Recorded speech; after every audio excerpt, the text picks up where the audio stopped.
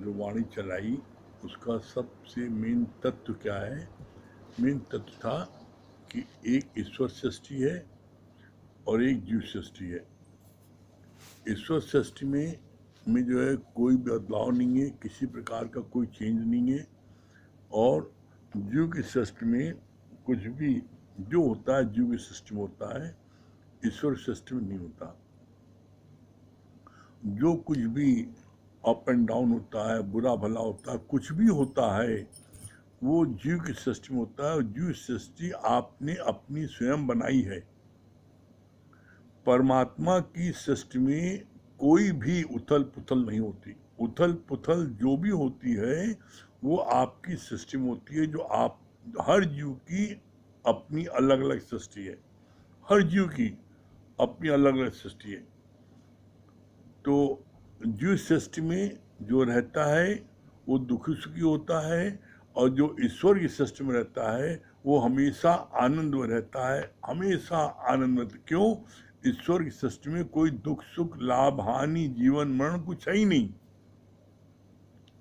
आत्मा में कोई भी किसी प्रकार का दुख सुख नहीं है। जो कुछ भी दुख सुख है, मान अपमान है, जो कुछ है वो सब जीव की सृष्टि में है। तो आप यदि चाहते हो कि हमें कोई भी दुख न लगे, कोई अपमान न लगे, तो आप ईश्वर की सृष्टि में विचरण करो। और ईश्वर की सृष्टि में विचरण करोगे तो किसी प्रकार का कोई दुख नहीं होगा। हम लोगों का गीता का दूसरा अध्याय चल रहा है, और कल जो पढ़ा गया था उसको 4 लाइन पढ़ देते हैं, उसके बाद में आज नई लाइन पढ़ते हैं। कल क्या पढ़ा गया था? किसी के पास बेटियां हैं तो भी बेटे की चाहना बस दुख दर्द सहते हैं, क्योंकि वो कुल दीपक चाहते हैं। गुरु से ही स्वार्थ छुपा हुआ है। किसी के साथ प्यार करते हैं, सेवा करते हैं, तो भी सोचते हैं कि ऐसा करने पर क्या मिलेगा। गीता का अर्थ पढ़ने से भी ये सोचकर कि इसमें क्या मिलेगा महात्म पढ़ लेते हैं। कृष्ण भगवान ने बोला है कि केवल कर्म में तुम्हारा अधिकार है, फल की चाह नहीं रखो। जनक की नगरी को आग लग गई तो भी वो पूर्ण रूप से निश्चिंत होकर गुरु के पास बैठा रहा। कल यहाँ तक हो चुका था। इसके आगे गीता का दूसरा अध्याय चल रहा है। इसके आगे क्या बोला?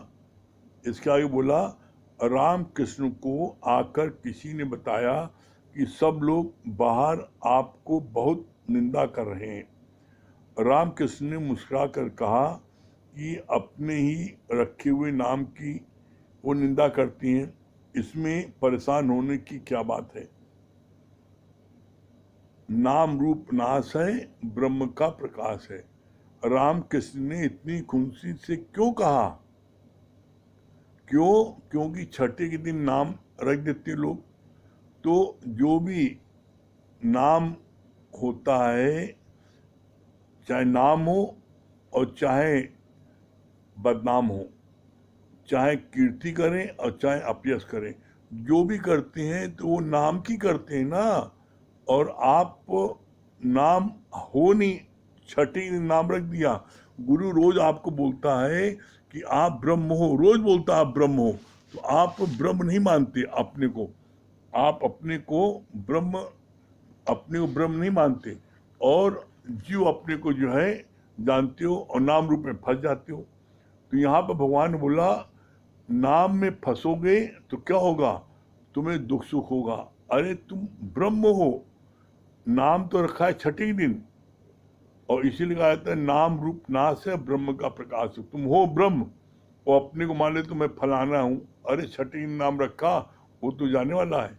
तो नाम को बदनामी दे रहे ना, आप थोड़ी नहीं बोल रहे, आप तो आत्मा हो। तो कितना अच्छा जवाब दिया। रामकृष्ण हमेशा अपनी आत्मा में रहते थे, इसलिए उन्होंने ऐसा जवाब दिया कि नाम को गाली बक रहे हैं तो इसमें परेशान होने क्या बात है। फिर आगे बोला, दादा भगवान ने सत्संग में गाली दी तो एक व्यक्ति को बहुत बुरा लगा, बहुत बुरा लगा। तो इसका गुरु ने क्या बोला, जब उस व्यक्ति को बहुत बुरा लगा तो वो सत्संग से तुरंत उठ के चला गया। गीता भगवान बहुत प्रेम वाली थी। गीता भगवान उसके घर गई और उससे बोला कि दादा भगवान ने आपको क्या बात बोली जो आप इतनी नाराज हो चले आए। कहा मैं कोई ऐरा कर रहा हूँ, हमको उन्होंने गाली बक्की। तो बड़ा अच्छा गीता भगवान ने हंस के बोला कि गीता भगवान ने उसके पास गए और बोला दादा कहते हैं सर्वतमयी तो हूँ, जब सर्वतमयी तो हूँ तो उसने गाली फिर किसको बक्की, उसने गाली भी फिर अपने को ही बक्की। ये बात जब उस व्यक्ति को समझाई गीता भगवान ने कि दादा बोलते हैं सर्वतमयी तो हूँ, तो उसने गाली भी फिर बक्की, तो अपने को ही तो गाली बक्की। जब उस व्यक्ति को समझ में आ गया तो दूसरे दिन वो व्यक्ति दादा भगवान से आकर के माफी मांगी। हर शब्द का अर्थ आत्मा से लगाओ। जगत में कभी यश कभी अपयश मिलता है, कभी कोई कार्य की सिद्धि होती है, कभी अपसिद्धि होती है।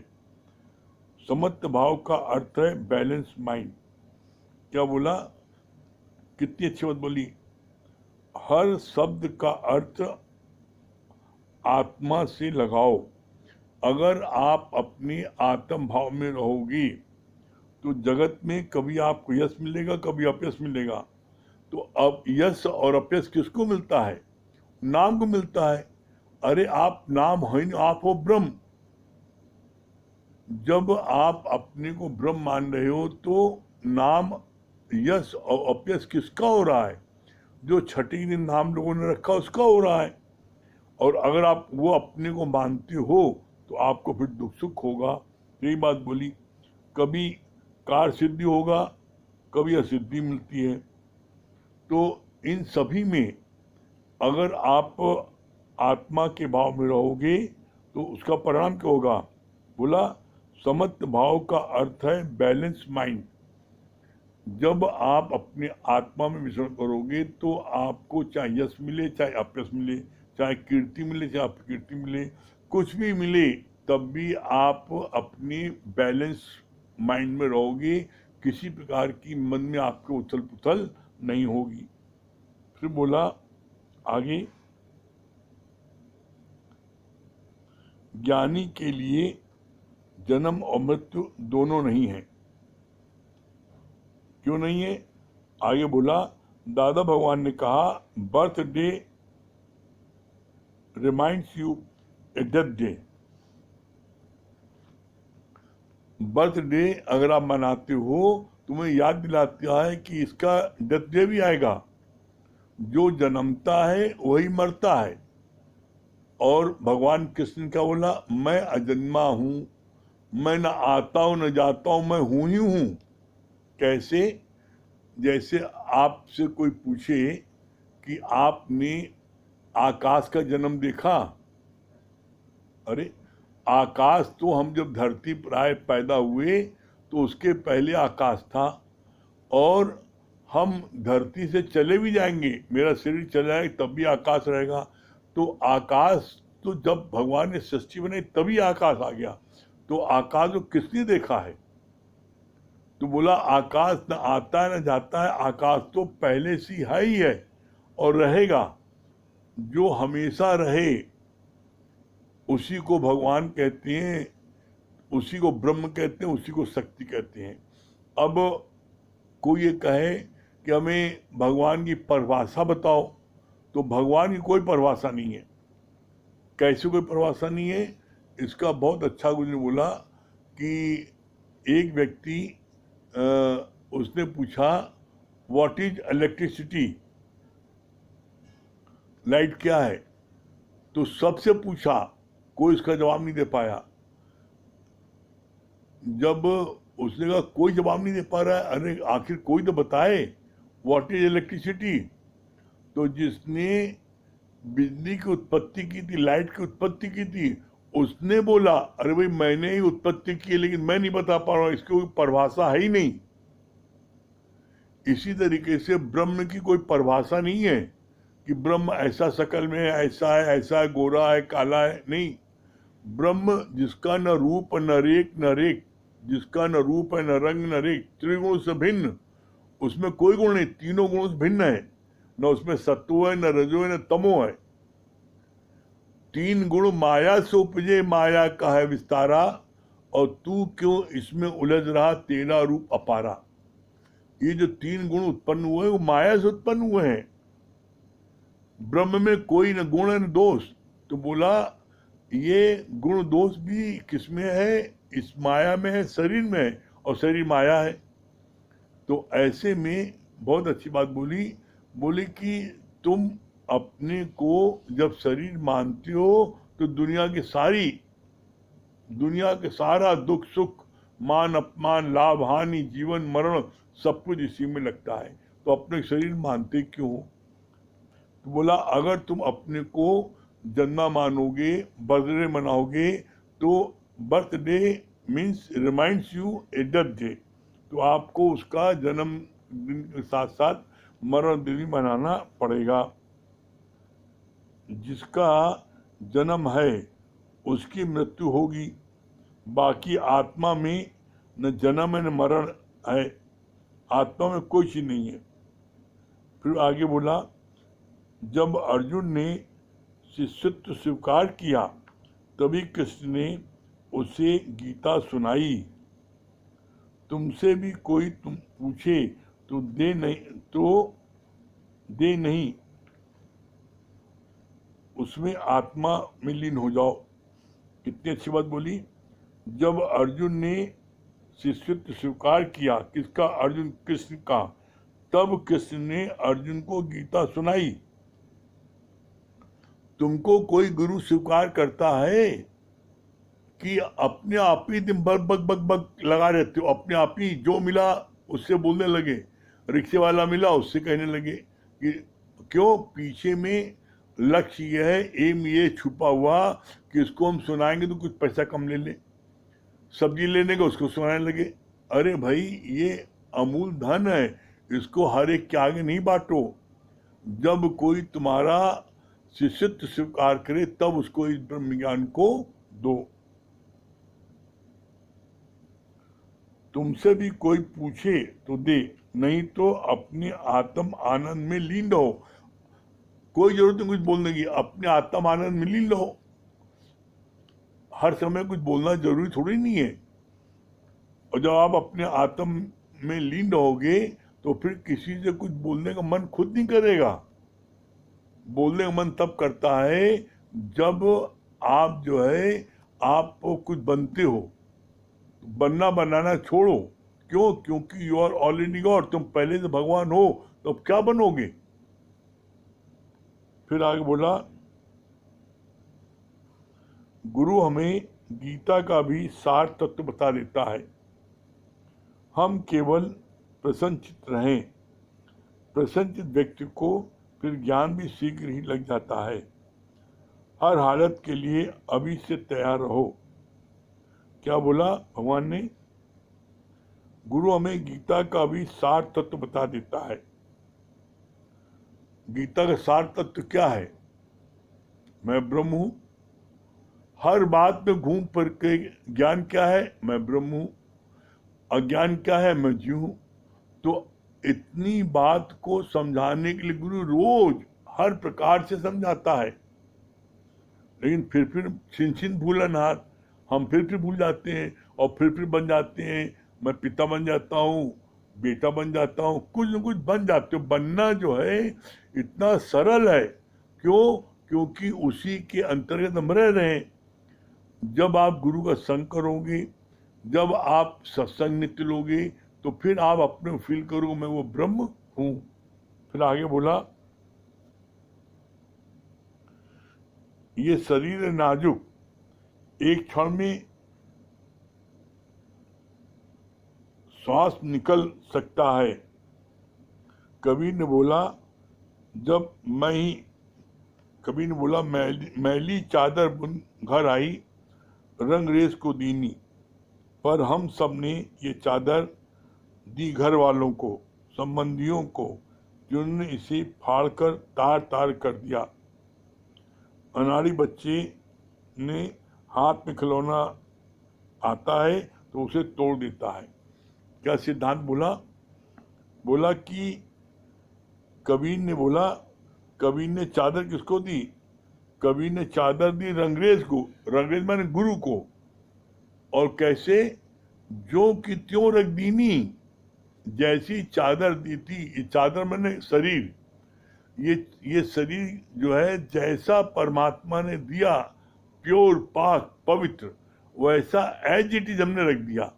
तो वही बात बोली कबीर ने बोला, जब मेरी चादर बुनकर आई मतलब 9 महीने में जब चादर बुनी शरीर बन गया, तो बोला जो पाक पवित्र शरीर था, रंगरेज को दीनी ने वो चादर मैंने गुरु को दे दिया, परमात्मा को दे दिया। तो कैसे दिया? जो कि त्यों रख दीनी, जैसी साफ पवित्र दिया था वैसे ही मैंने उनको लौटा दिया। जीव से क्या भूल होती है? वो अपनी चादर किसको देता है? घर वालों को देता है, संबंधियों को देता है। जो घर वालों को, संबंधियों को देते हैं, तो चादर क्या करते हैं? चादर को तार तार कर दीनी, फाड़ चीर करके, गंदी करके वो देते हैं। तो बोला, कितनी अच्छी बात बोली। कबीर ने बोला, जब मेरी चादर बुनकर आई तो रंगरेज को दीनी, पर हम सब ने तो ये चादर दी घर वालों को, संबंधियों को, जिन्होंने इसे फाड़कर तार तार कर दिया। कैसे कर दिया? जैसे अनाड़ी बच्चे को नया कीमती खिलौना दे दो, उसे तोड़ फोड़ करके सब बराबर कर देता है।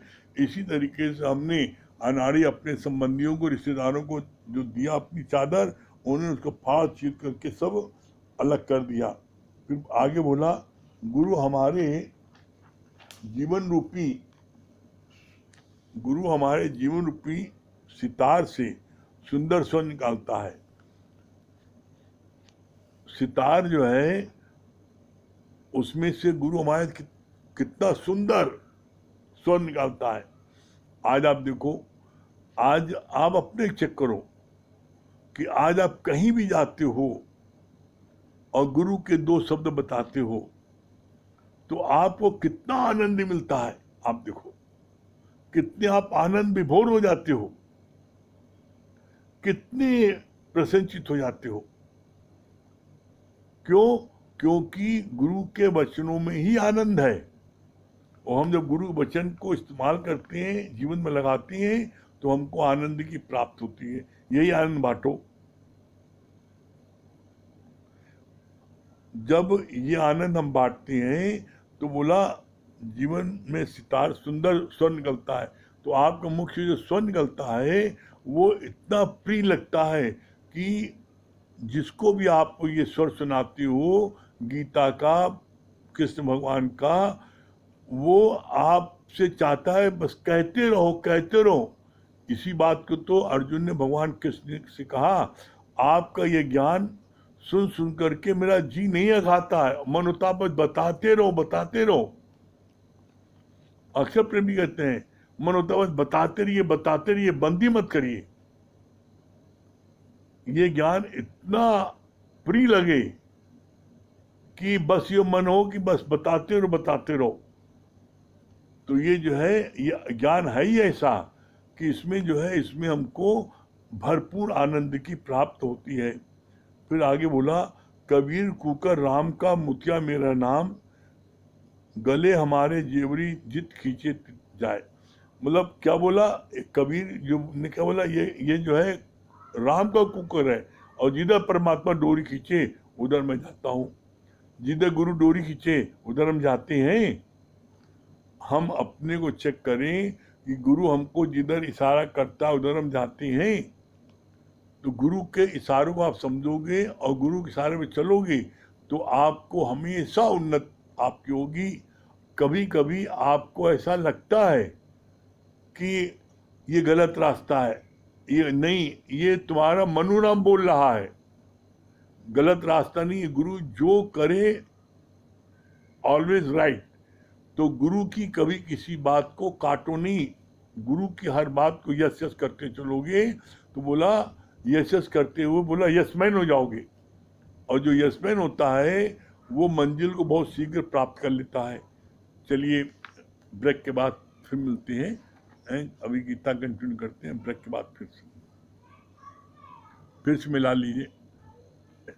कोई ऐसी समस्या नहीं है जिसको गुरुजी ने सॉल्व न किया हो। ये कृष्ण ने गीता को क्या बोल रहा है,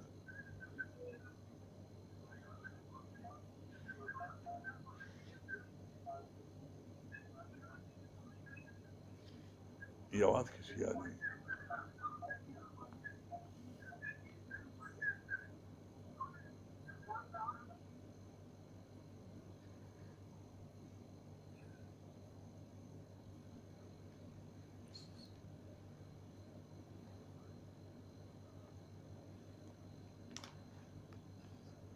लास्ट में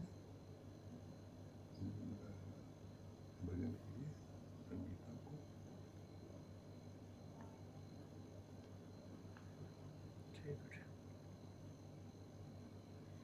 और न होंगे तो वंदना को। हम लोगों का गीता का दूसरा अध्याय चल रहा है, हम लोगों को अभी पढ़ लेते। कबीर कुकुर राम का मोतिया मेरा नाम, गले हमारे जेवरी जित खींचे तित जाए।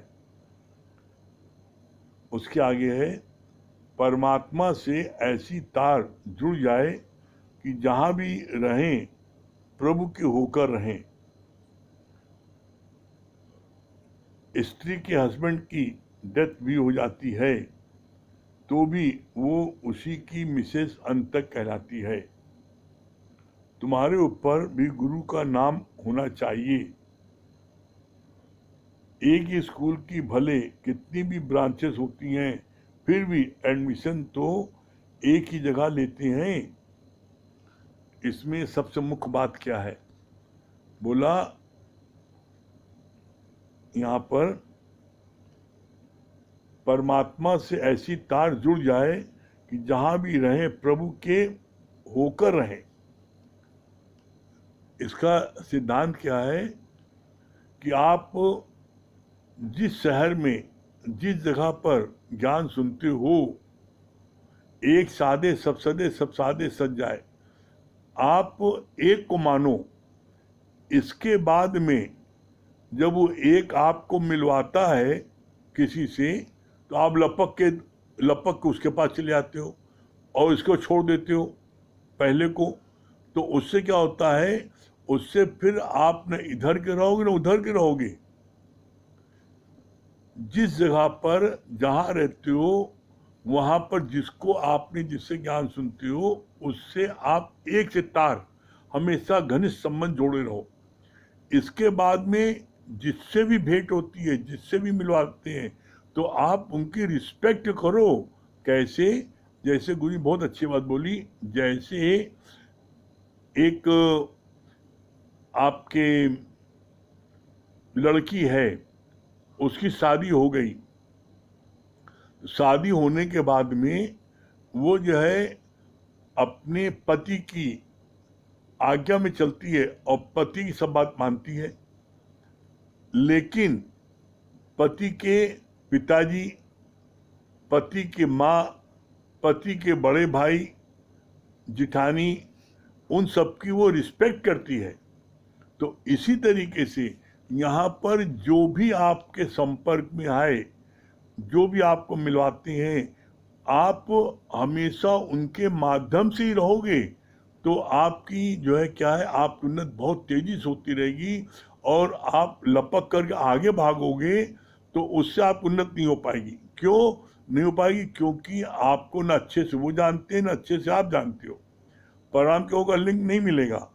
और जब लिंक नहीं मिलेगा, रोज लिंक आपका जहाँ मिल रहा है वहाँ आपने कदर नहीं की और आपने जो है लपक के आगे भागे, तो फिर आप एक कहावत होती है ना कि धोबी का कुत्ता न घर का न घाट का, तो ना आप इधर के रहोगे ना उधर के रहोगे, एक के बन के रहे। बोला गुरु ने बोला एक के बन के रहे। जब तुम एक के बन के रहोगे तो तुम्हें वो हर जगह पहुंचा देगा और मंजिल तुमको मिलनी बड़ी सरल हो जाएगी। ये बहुत बड़ी भूल होती है लोगों से, और ये भूल जो है जिससे होती है उसको बाद में पश्चाताप करना पड़ता है। क्यों? क्योंकि वो फिर जो मंजिल नहीं प्राप्त कर पाता। क्यों नहीं मिल पाता? क्योंकि रोज तो उसको गाइड नहीं मिल सकती, रोज तो उसको खुराक नहीं मिल पाती, और रोज उसके सामने समस्या आती है, वो रोज उसको सॉल्व नहीं कर पाता। तो परिणाम क्या होता है? परिणाम ये होता है कि फिर जो है फिर वो जो उसकी उन्नत जो तेजी हो रही है वो नहीं होती। अभी लिख के आया, किसी ने रक्षाबंधन की बधाई दी और रक्षाबंधन की याद दिलाई, तो याद आया, ठीक है, बहुत अच्छी बात याद दिला दिया। तो इसमें लोग बड़े उत्सुक होते हैं, और हम लोग देखते थे गुरु जी के यहाँ पर जब कोई त्योहार आता है तो गुरु से ही सब खेलना चाहते हैं। रक्षाबंधन आई तो गुरु को सब जो है राखी बांधने लगे। तो एक तरफ लोग राखी बांध रहे हैं और दूसरे लोग खोलते जा रहे हैं। तो राखी गुरु से तुम राखी तुम बांध रहे हो, ये उल्टा है। मतलब तुम गुरु को बांध रहे हो। चाहिए ये कि तुम गुरु से राखी खुद बंधवाओ। क्यों? कारण क्या है? क्योंकि गुरु तो स्वयं बंधा हुआ है तुमसे। तुम्हारे तो अपने नाती पोते बेटा बेटी सब बहू सब हैं। गुरु कौन है? गुरु का तो सिर्फ आप ही लोग हो। और गुरु जो है, गुरु से क्या है, गुरु जो है उससे बंधवाओ। तुम बंधना तुम्हें है। रक्षाबंधन के दिन गुरु से बंधना तुमको है और तुम गुरु को बांध रहे हो। बड़ी मजे की बात है। क्यों? आज आप बताओ, हम आपसे पूछते हैं। इतने सालों से सत्संग हो रहा है, आप कितने दिन आपने नागा किया? सुबह रात दोनों समय हो रहा है, कितने टाइम आपने सत्संग लिया? और गुरु वो तो रोज बैठ रहा है। आपके शरीर में उथल पुथल होती है, कम ज्यादा होता है, पंच तत्व का शरीर बना है, तो गुरु का भी तो बना है पंच तत्व का शरीर। गुरु के शरीर में नहीं होती क्या? गुरु के पास काम नहीं है क्या? आप ये देखो कि बंधा कौन है? गुरु तो सत्संग में बंधा है। गुरु तो रोज सत्संग में बैठता है, नियम से बैठता है। आप कै दिन बैठते हो? आपका कितना नागा होता है? अभी देख लो, आप ऑनलाइन सत्संग हो रहा है, कहीं जाना नहीं पड़ रहा है, उसके बावजूद आप अपने घर बैठे हो। और घर बैठे हो तब भी आप देख लो ऑनलाइन जो है आज 2 महीने से हो रहा है, तो 2 महीने में आप कितने दिन आपके नागा है? चाहे वो कुछ भी कारण हो, कैसा कारण हो, तुम्हारे साथ कारण आता है क्या? गुरु के साथ नहीं आता? गुरु एक भी दिन नागा करता है? तो यहां बड़ी मजे की बात है। मजे की बात क्या है? हमें जो है, हमें बंधना हमें है गुरु से, और हम गुरु से नहीं बनते बल्कि हम गुरु को बांधते हैं। गुरु जी राखी बंधवा लिए और गुरु जी मेरी रक्षा करिए।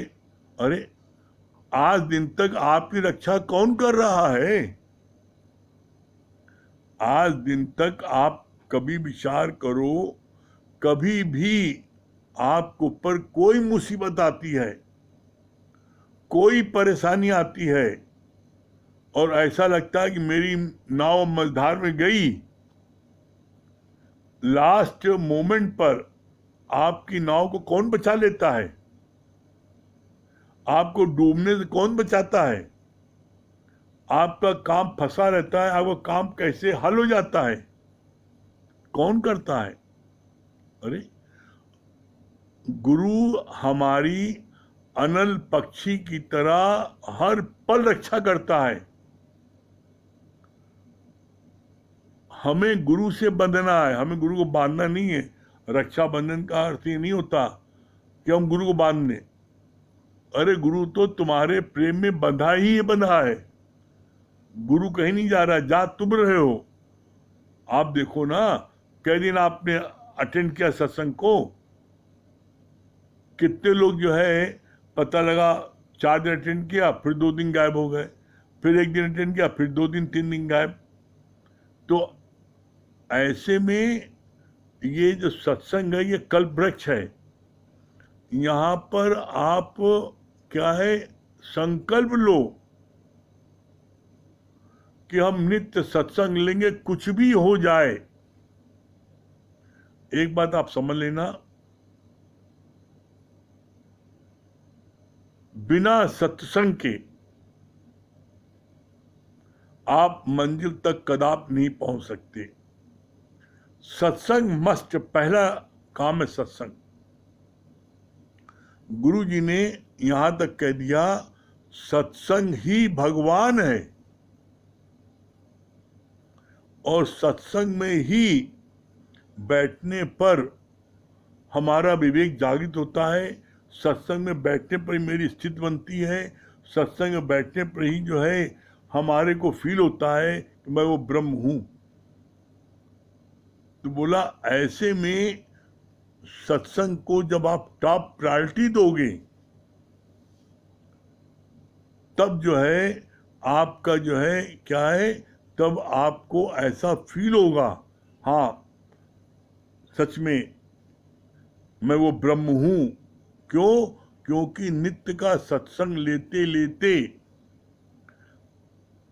आपके अंदर में चमक ना आए, आपके अंदर में धार न बने, ये असंभव है। अरे आप देखो, आप एक बर्तन रोज मांजते हो, तो एक जो रोज बर्तन मांजा जाता है वो बर्तन देखो कितना कितना चमकता है। और उसी की जगह जो बर्तन शादी विवाह के होते हैं, 2, 4, 6 महीने बाद इस्तेमाल होते हैं, उनको मांजा जाता, उनकी दशा देख लो कैसी है, उसमें कोई चमक नहीं होती। इसीलिए जो 5 वचन है, 5 वचन में 5वां वचन बोला, सत्संग जब कहीं हो रहा हो तो उसी जगह पर लो, सत्संग जरूर लो, सत्संग किसी कीमत में नहीं छोड़ो। तो इसीलिए देखो बोला कि सत्संग लेने के कारण ही उस आपके चौकीदार की जान बची ना। रानी ने तो चौकीदार को मरवाने के लिए कसाई के पास भेज दिया था और बोल दिया था उसको कि जो पहला व्यक्ति आए उसकी गर्दन काट लेना, और जो दूसरा व्यक्ति आए उसको गर्दन जो है थाल में सजा के दे देना। तो पहला व्यक्ति तो चौकीदारी था, लेकिन गुरु से उसने 5 वचन लिए थे, और 5वां वचन ये था कि कितने भी जरूरी काम से जा रहे हो, अगर सत्संग कहीं हो रहा है तो पहले सत्संग लेके तब जाना। रानी ने उसको भेजा था कसाई पास, और वो जाता तो पहला व्यक्ति हो जाता। लेकिन उसने देखा सत्संग हो रहा है, और उसने गुरु का 5वां वचन माना कि गुरु ने कहा है कि सत्संग कहीं हो रहा है पहले सत्संग लेना तब जाना। वो बैठ गया सत्संग लेने के लिए। अब 1.5 घंटे उसने सत्संग लिया, और जब सत्संग समाप्त हुआ तब उसको याद आया, तब उसको शुद्ध बुद्ध आई, अरे हमको तो रानी ने फलाना काम के लिए कहा था, उसके पास कसाई पास जाना है। तो वो तब सत्संग लेने के बाद वो कसाई पास गया। उसके पहले रानी का सगा भाई वो चला गया था, उसको भेजा था रानी ने। रानी ने चौकीदार को भेजने के आधे घंटे बाद अपने भाई भेज दिया कि अब जाओ तुम वहां जाओ, जाके सामान देकर लेके आ जाओ। तो उसको तो पता नहीं था, उसको तो कहा कि तो पहला व्यक्ति उसको काट लेना गर्दन। अब पहला व्यक्ति हो गया रानी का भाई, और दूसरा व्यक्ति हो गया वो चौकीदार। तो चौकीदार की जान बच गई, और वो जो है उसके भाईजान चली गई। तो एक गुरुजी बोलते हैं पाप सिर पर चढ़ के बोलता है, पाप सिर पर चढ़ के बोलता है। तो रानी के सिर पर क्या चढ़ के बोला? रानी ने क्या बोला? तू सच्चा मैं झूठा, तू सच्चा मैं झूठा। क्यों क्यों बोला तू सच्चा मैं झूठा? बोला इसलिए बोला कि रानी ने बोला कि तू सच्चा मैं झूठा क्योंकि तू सच था मैं झूठ था, जिसके कारण से मेरे को एक परिणाम मिला। तो यहाँ पर आप जो है जितना जितना आप गुरु से परमात्मा से सच्चे बनते जाओगे उतनी उतनी आपकी उन्नति होती जाएगी। फिर आगे इसमें बोला गीता में भगवान ने,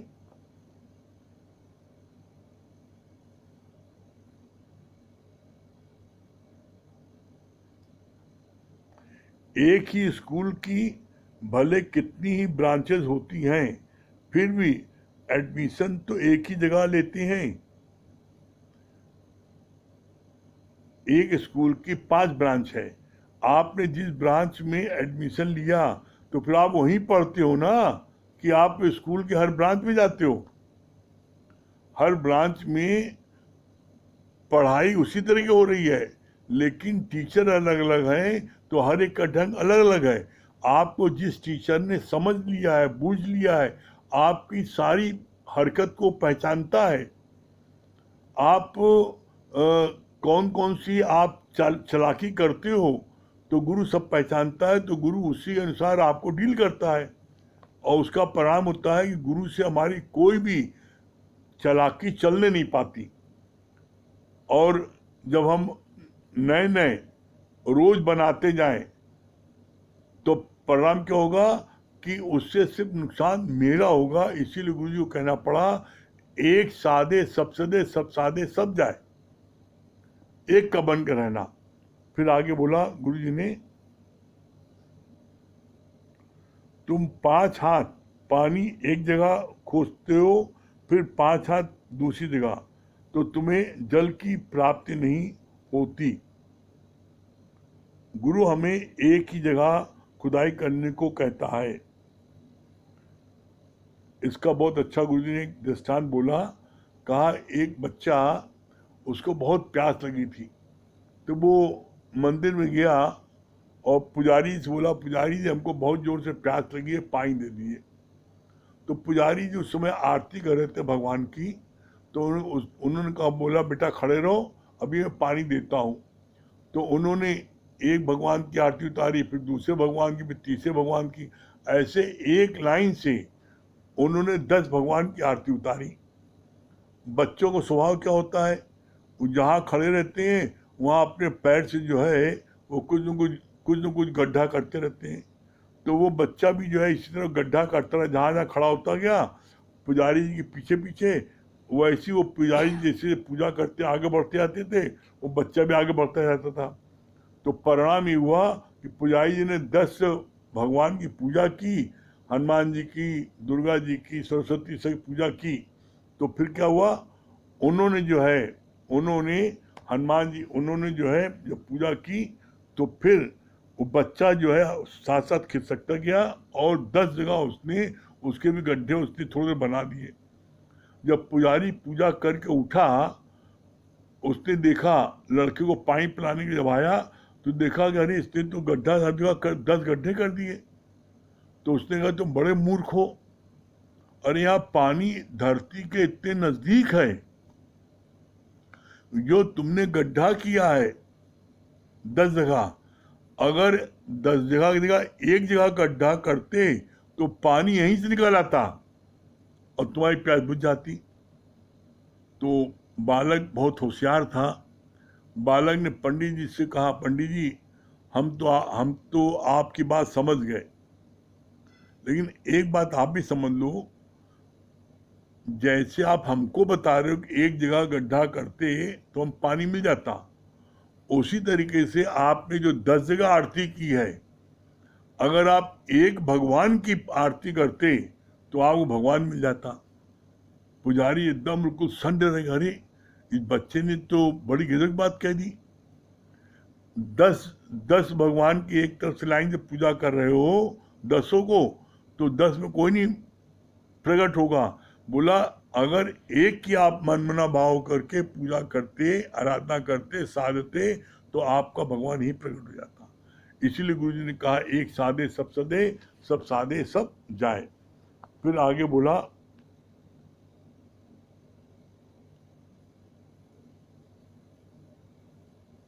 गुरु हमें एक ही जगह खुदाई करने को कहता है। अब फिर आगे बोला अपने ही अंदर छुपे हुए परमात्मा को प्रकट करो। गुरु के भी केवल शब्दों में नहीं अटकना, पर उसके तात्पर्य को समझो। बीज मंत्र सर्व को ज्ञान। आत्मा की कोई डेफिनेशन नहीं है। आत्मा की कोई डेफिनेशन नहीं है। कैसे? बोला एक बार कुछ बच्चे एक एग्जीबिशन में गए। वहाँ बिजली के सारे उपकरण थे। एक बच्चे ने प्रश्न पूछा व्हाट इज इलेक्ट्रिसिटी? तो जिसने बिजली की खोज की थी वो भी डेफिनेशन नहीं बता पाया। टोटियों से पानी नहीं मिलता, पर पानी के लिए पाताल से कनेक्शन बहुत जरूरी है। ऐसे ही केवल गीता पढ़ने से नहीं, पर गुरुमुख से इसका अर्थ समझने पर ही आनंद की प्राप्त होती है। इसको तो आप स्वयं महसूस करते होंगे। हमने महसूस किया कि जब गीता इसको पढ़ते थे तो 10 मिनट में सिर दर्द करने लगता था। जब गुरुमुख से 2 बार गीता सुनी तो अब गीता जो है कैसे एक जैसे कहानी किस्सा बड़ा सरल हो गया। यही गीता अगर पढ़ा जाता है तो किसी को समझ नहीं आता, लेकिन दृष्टांत सिद्धांत सहित बताते हुए जो गुरु ने बताया है, जब वो बताते हैं तो लोगों को बड़ा आनंद मिलता है। अरे ये तो बड़ी सरल है। तो गुरु ने सरल करके बना दिया। कोई बच्चा स्कूल में पढ़ता है, कोई बच्चा स्कूल पढ़ता है तो किताब तो स्कूल की बाजार मिल रही है, उस बाजार से किताब ला के पढ़ ले तो उसको कुछ समझ नहीं आता है। जब उस किताब का चैप्टर जब क्लास में टीचर समझाते हैं तो वो बड़ा सरलता समझ जाता है। उसी तरीके से यहाँ पर गीता हम अपने आप पढ़ेंगे तो कुछ समझ नहीं आएगी। जब हम गुरुमुख से सुनते हैं तो बहुत ही सरल लगती। क्यों? क्योंकि गुरु उसको सरल भाषा में दृष्टांत सिद्धांत सहित समझा के बताता है, तो आनंद की प्राप्त होती है।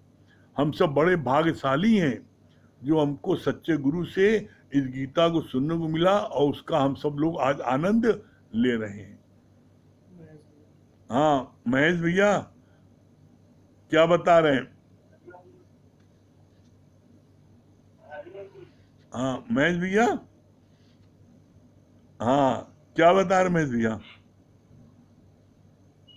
हरिओम। बहुत अच्छी हाँ बात हरिओम। आपकी लगी कि अगर एक के समर्पण में रहेंगे तो हम्म, जीवन जो है बहुत सुखमय गुजरेगा और सब चीज हंसी खेल लगेगा। हम्म, जैसे आपने अभी उदाहरण दिया कि 10 जगह गड्ढा किया, अब पानी मतलब नहीं मिला, हम्म, तो ऐसे अगर हम एक गुरु के प्रति आप समर्पण रहेंगे तो आपको मंजिल जरूर मिलेगी। बस अपने मन को गुरु के प्रति समर्पण भाव रखें, हम्म, बिल्ली के बच्चे की तरह। हाँ बहुत सुंदर।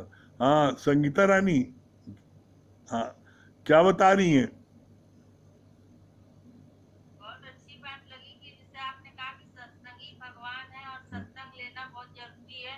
जैसे बताया कि वो 5 वचन में जैसे उसने पहले मतलब सत्संग ले लिया तो उसका जीवन जो है बच गया। ये बात बहुत अच्छी लगी।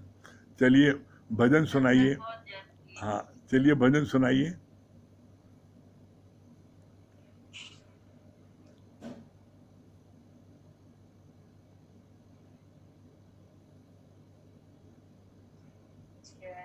चरणों में जगह मांगी थी, तूने दिल में बसा लिया।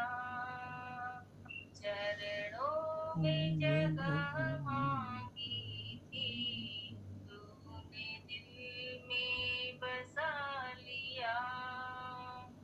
तेरी एक नजर के प्यार से नजरों में छुपा लिया।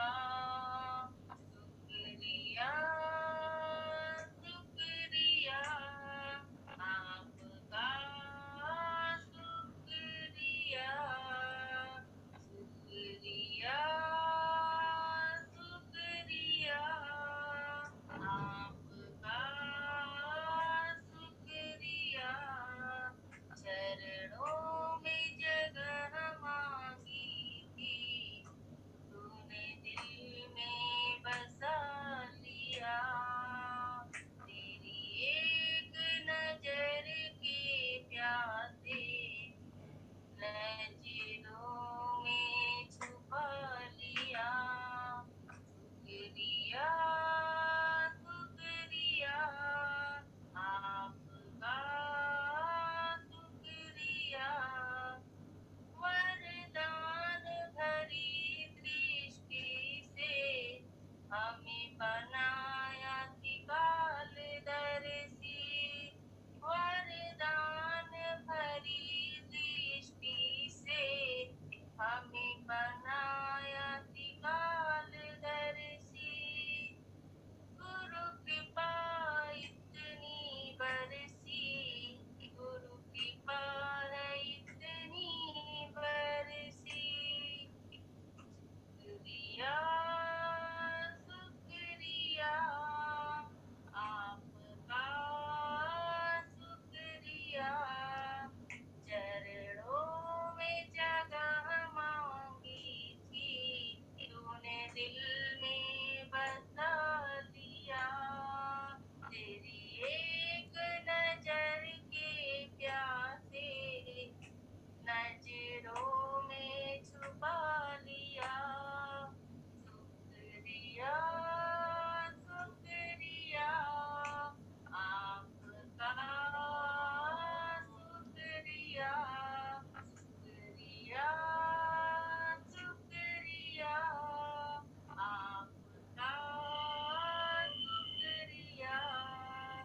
खुशियों के पंख लगा के जी करता है उड़ जाऊं। खुशियों के पंख लगा के जी करता है उड़ जाऊं। गुरु प्रेम की वर्षा बन के हर मन की प्यास बुझाऊं। गुरु प्रेम की वर्षा बन के हर मन की प्यास बुझाऊं। सत्कर्मों के सरगम पे गुण गाना सिखा दिया। सत्कर्मों के सरगम पे गुण गाना सिखा दिया। शुक्रिया शुक्रिया आपका, शुक्रिया शुक्रिया शुक्रिया आपका, शुक्रिया। चरणों में जगह मांगी थी, तूने दिल में बसा लिया। तेरी एक नजर के प्यासे नजरों में छुपा लिया। शुक्रिया शुक्रिया आपका, शुक्रिया शुक्रिया शुक्रिया आपका, शुक्रिया। बहुत अच्छे, बहुत बढ़िया। राकेश नागर भैया हाँ भैया। प्रणाम। हाँ राकेश भैया, क्या बता रहे हैं? हाँ भैया, बहुत अच्छा जो आपने बताया सत्संग का जो 5 वचनों वाला, हम्म, कोई हर हाल में लाखों काम छोड़ के सत्संग लेना चाहिए, चाहे जो भी हो। चलिए सुनाइए, भजन सुना दिए।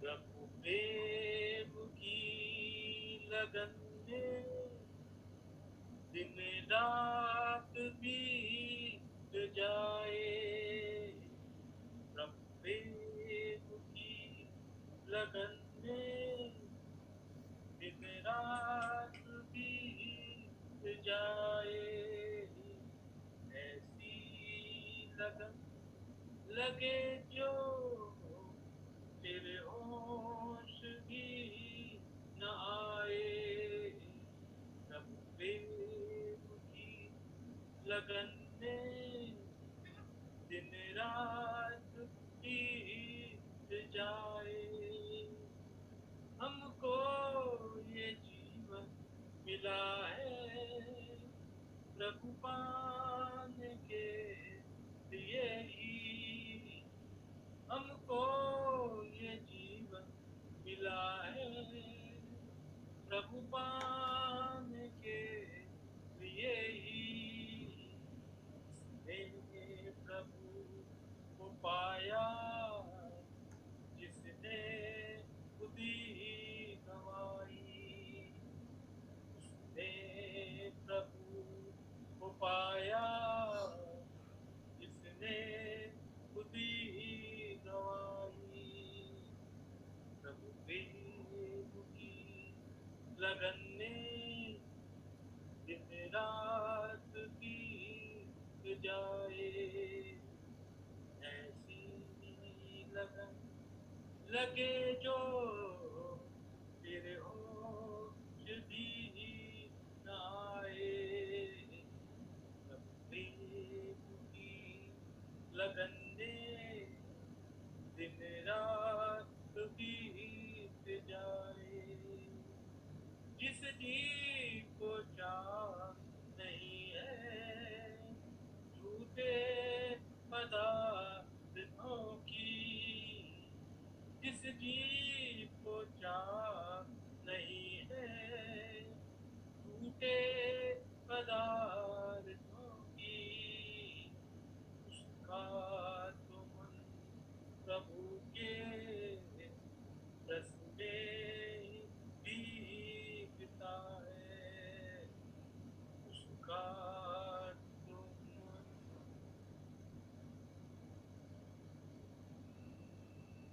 भीगता है, प्रभु प्रेम की लगन में दिन रात बीत जाए, प्रभु पाने के लिए तो पहले प्रेम है जरूरी, प्रभु पाने के लिए तो पहले प्रेम है जरूरी, या उसके पहले का बन जा, सदन या प्रभु चित्र बना दो, को अपना बना दे, या तू प्रभु का बन जा, या प्रभु को अपना बना दे, प्रभु प्रेम की लगन में दिन रात बीत जाए, ऐसी लगन लगे जो फिर होश भी न आए, प्रभु प्रेम की लगन में दिन रात बीत जाए, प्रभु प्रेम की लगन में दिन रात बीत जाए। बहुत सुंदर राकेश भैया। हाँ चित्रा जी, हाँ गुरुजी, हरिओम। हाँ। हरिओम गुरुजी। हरिओम हरिओम। चित्रानी क्या बता रही हैं? आवाज आ रही है? हाँ आवाज आ रही है, क्या बता रही हैं? बहुत अच्छा लगा गुरु जी, बहुत अच्छा लगा कि शरीर रूपी चादरिया गुरु को दे दिया, जो जैसे रंगना चाहे रंग दे। और ये बात बहुत अच्छी लगी कि जैसे एक स्कूल में कई ब्रांच होते हैं, एक स्कूल में एक टीचर, सब सदे सब साधे सब जाए। हमारे टीचर आप है, जैसे पढ़ाना चाहे पढ़ाइए गुरु जी। आज मतलब वाणी सुन के मुझे इतना अंदर से वो हो रहा था, फीलिंग हो रहा था कि लग रहा था कितना रो डाले गुरु जी की। गुरु जी कैसे तरह रक्षा करते हैं हम सबकी। जरा मन में गंदगी आती है, तुरंत कैसे धो देते हैं, चादर को एकदम साफ शुद्ध पाक पवित्र कर देते हैं। हम लोग इतने भाग्यशाली हैं जो ऐसे सत्संग में सब कुछ हमें आप बहुत कराते हैं गुरु जी। बहुत बहुत शुक्राने आप जो हम लोग का जीवन बना रहे हैं, जीने की राह दिखा रहे हैं, कैसे जीना है, कैसे रास्ते पे चलना। बहुत दिल से शुक्राने गुरु जी। हरिओम गुरु जी। हरिओम। हाँ सज्जन भैया, हरिओम। हाँ सज्जन भैया, हेलो हाँ सज्जन भैया, हाँ सज्जन भैया क्या बोल रहे हैं? गुरु जी, हाँ क्या बोल रहे हैं? क्या अच्छा लगा? होता है ना जो वो, हाँ बहुत अच्छा ये चीज लगा ना, जो जो पांचवा वचन जो बताए, जो गुरु के ये चीज ध्यान, कहीं सत्संग अगर हो रहा हो तो सब काम छोड़ के पहले सत्संग ले ले। ये चीज बहुत अच्छा लगा। अच्छा। जी गुरु जी। और आशीष भैया ही बैठे सुन रहे थे, खाना बना रहे हैं? सुनते हैं? हाँ सुन रहे हैं। अच्छा हाँ। अच्छा। जी जी। और आनंद आ रहा है? हाँ आशीष भी हरिओम, वेरी गुड। क्या बता रहे हो आशीष, क्या सुना तुमने? आशीष भैया क्या सुना तुमने?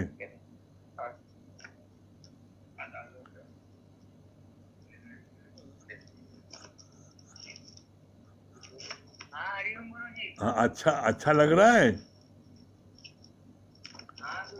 हैं? अच्छा लग रहा है?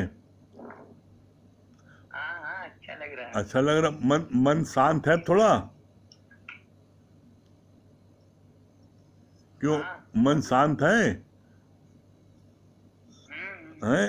अच्छा ठीक ठीक, बहुत बढ़िया, वेरी गुड। हाँ ऐसे रोज बैठ के सुना करो। अच्छा ठीक, वेरी गुड।